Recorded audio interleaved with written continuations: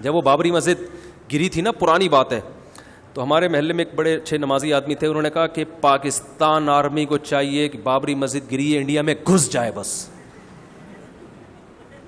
ایسے نا گھس جائے بس، اور یہ منافق ہیں. میں نے کہا بھائی مجھے نہیں پتا منافق ہیں یا بزدل ہیں یا بہادر ہیں، واللہ عالم، لیکن آپ گھس جاؤ. ٹھیک ہے. میں نے کہا وہ اگر گھس گئے ہو سکتا ہے فتح ہو، لیکن اگر نہیں ہوئی، وہ ایک صاحب کو میں نے کہا ویسے تو انشاءاللہ پاکستان کو ہی فتح ہوگی اگر پاکستان گھسے گا تو، لیکن فتح ہونے سے پہلے کے بھی بڑے مراحل ہیں.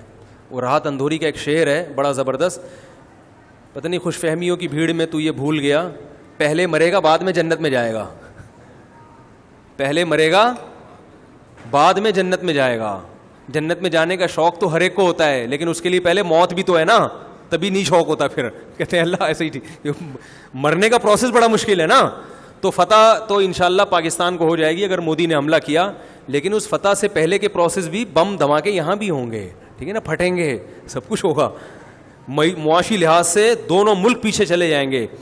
تو اس لیے جو کام حکمرانوں کا ہے اس میں ٹانگ نہ اڑاؤ، اور اپنی ہمارے شریعت ہمیں یہ کہتی ہے تھنکنگ کیا رکھو، پازیٹیو، سوچا مثبت کرو، تیار رہو ہر وقت. وہی جب ہمیں حکومت نے دعوت دی محاذ جنگ پہ بلانے کے لیے سب جائیں گے. اب حکومت نے لڑنا ہے یا نہیں لڑنا یہ فیصلہ کون کرے گی؟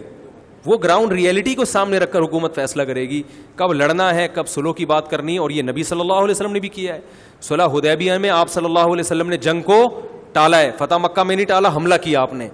تو یہ سب چیزیں ہم گراؤنڈ ریئلٹی کو تو دیکھتے ہی نہیں ہیں کہ کیا ہو رہا ہے.